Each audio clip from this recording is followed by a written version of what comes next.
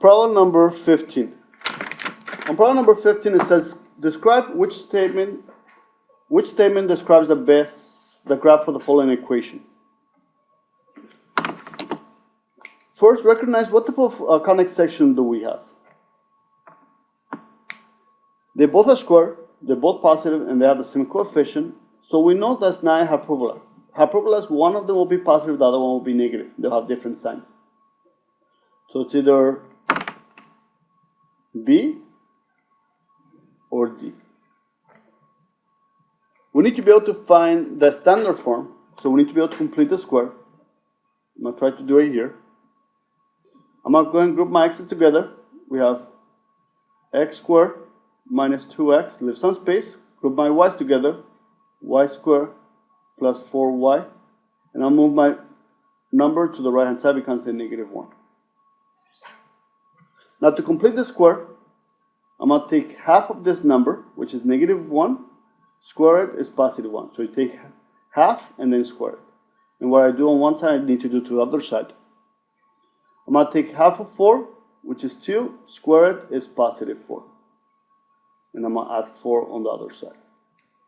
I'm not going to factor this out. Now, we should be used to by now that the factors should be exactly the same, so we just have x and x. Factors of 1 are 1 and 1, they both have to be negative, or x minus 1 squared, plus factors of y will be y and y, factors of 4 will be 2 and 2, they both should be the same, so y plus 2 squared is equal to 4.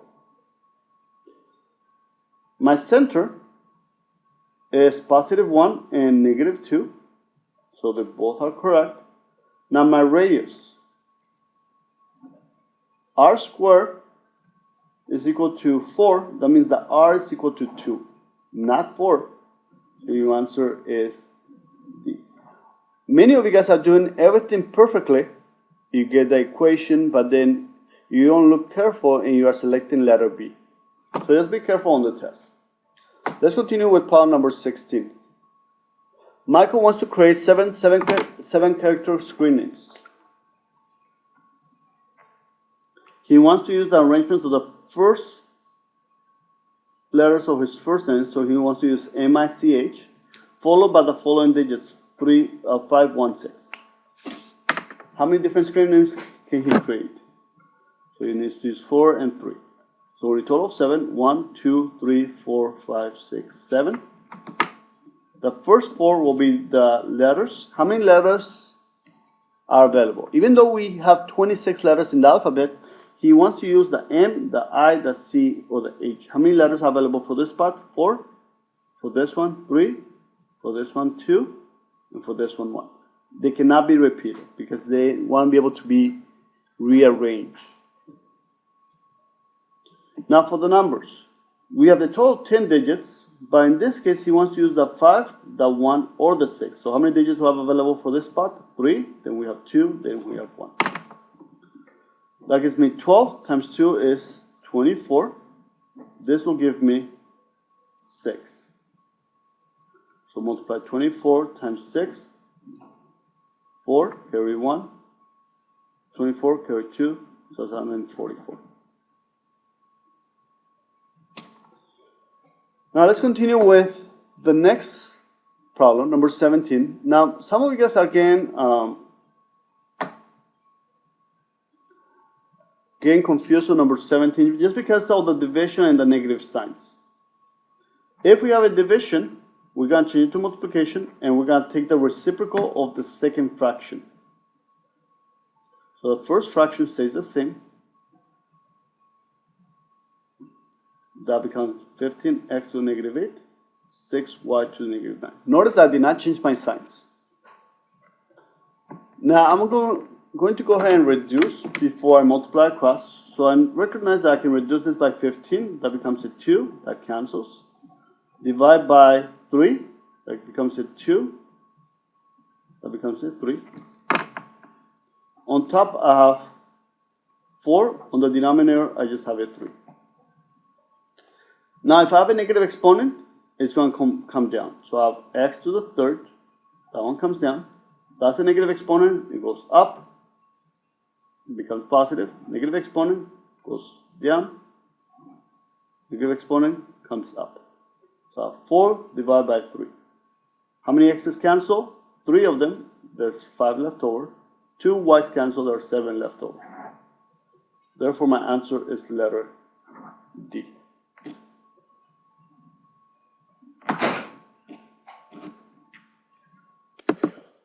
On problem number 18, it says, a committee is to consist of 2 members. If there are 4 men and 5 women available to serve on the committee, how many different committees can be formed? Now, in this problem, we are selecting 2 members. So, if it's a selection, it's going to be a C, combination. How many members are total? We have 4 and 5 more, total of 9. And how many are we selecting? 2. So now we just need to expand it. 9 factorial. 9 minus 2 is 7 factorial multiplied by 2 factorial. That'll give me 9 times 8 times 7 times 6. Actually, let me stop at 7 factorial. So I can cancel it with this. And I still have my 2 times my 1. Let's simplify the 8 and the 2 becomes a 4. 9 times 4 is 36. So there's 36 different ways that I can select 2 out of those 9 people.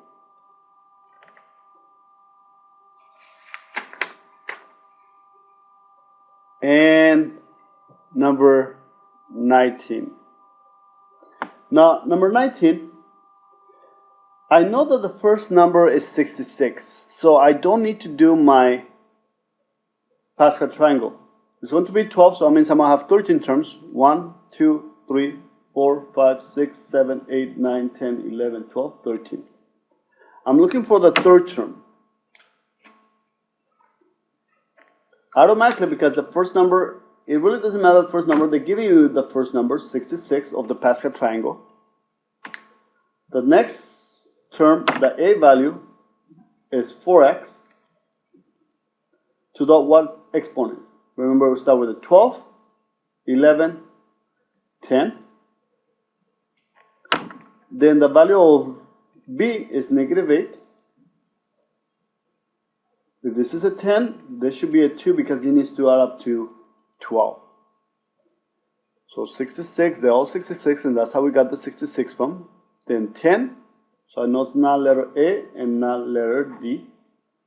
And then negative 8, so it's letter B for number 19. So remember, you don't need to do the Pascal triangle in this case because they're giving you guys the number from the Pascal triangle, the third term, 66. And you just go 4x, that's 12, 11, 10. So therefore, this must be an exponent of 2 because it needs to add up to 12. Problem number 20. Alejandro and Justin are seniors to be randomly selected to travel to Sacramento. Alejandra is one of 15 students in one class, and Justin is one of 18 students in another government class, in a different classroom. If a student is selected from each class, what's the probability that both Alejandra and Justin are selected? So probability of Alejandra and Justin. What's the probability of Alejandra being selected? How many Alejandra are in that classroom? 1 out of 15. Now, Justin is in a different classroom, so what's the probability that he gets selected? Will be 1 out of 18. We just multiply. That gives me 1. 18 multiplied by 15, that's 40, carry 4, 90, 18, 0, 7, 2. So 1 over 270. So it's letter A for number 20. Now be careful. If they are on the same classroom, this will be different. In this case, Alejandra is in one class, Justin is in a different class, so that's why we have 2 different factions and we train them as different problems. Number 21. Jesse plans to visit 2 cities, Portland and Pico Rivera. There's a 90% chance that it's raining in Portland, and there's a 40% chance it's going to be raining in Pico Rivera. Assume that the chances of the rain in each city is independent. So it doesn't vary. What's happening in Portland does not affect what's happening in Pico Rivera. What is the probability, so I need a fraction, that it will not rain in both cities? So we need the probability that's not raining in Portland and the probability that's not raining in Pico Rivera. So what's the probability that's not going to rain in Portland? The probability that's going to rain is 90, so the probability that's not going to rain is 10%. Times, what's the probability that's not going to rain in Pico Rivera?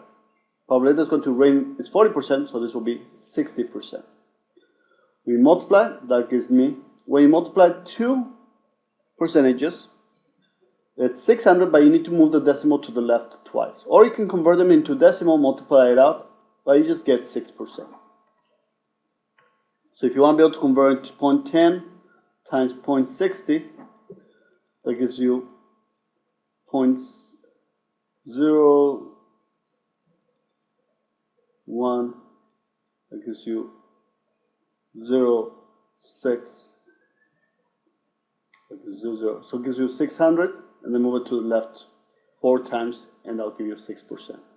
But this is what to do, is just multiply it out, move the decimal to the left twice, and that gives you 6%. Number 22. A box contains 101 t-shirts that are red or yellow. They have small, medium, and large size.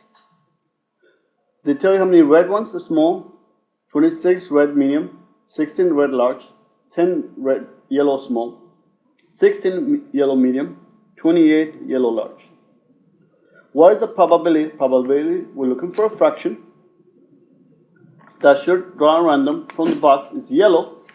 Given, if it's given that it's large, we know that the shirt that we're going to draw out is going to be large. So that is a given. If that's the case, we're only looking for the large ones. We don't care about the small ones. We don't care about the medium ones. We don't care about the yellow small. We don't care about the yellow medium. We only care about the large ones. So what's the probability that's going to be large?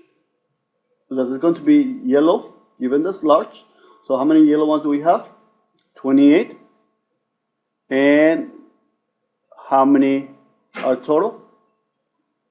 44. And then from here, we can divide by 4.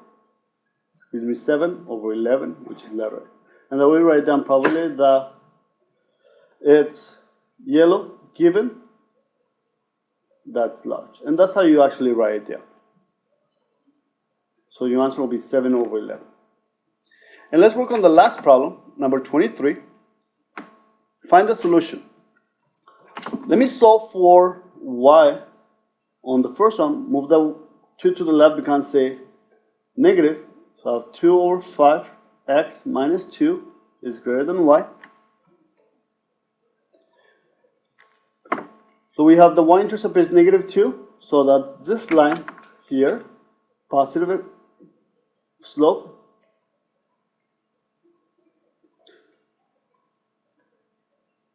now when we looking to see which side is shade, we have to read it backwards. Y is less than. So that one's fine. That's not the answer. This is not the answer. And that one's fine. Now for the second one, I need to solve for y. I'm going to move my 2x to the right, becomes say negative. Divide by 4. That'll give me y is less than negative 1/2 x plus 1. That is the one with the negative slope. Then y-intercept is 1. The slope is down 1 to the right 2. That's this graph right here. And I need to shade the bottom part. So it's letter A. This one is not correct. So the answer is letter A. So this will conclude the chapter review for this chapter. Please email me if you have any questions, and have a great day. Thank you.